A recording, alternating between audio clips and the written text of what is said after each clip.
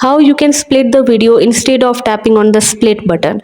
So hey guys, welcome to my channel, and in this video I'm going to show you how you can split the video instead of searching for the split button and then tapping on it.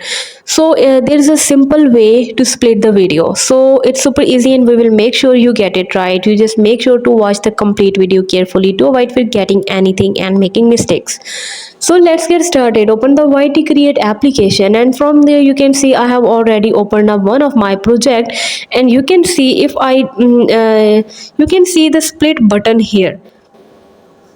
Now if I don't want to use the split button and I want the shortest way to split the video, so you can see this scissor icon at the down of the video.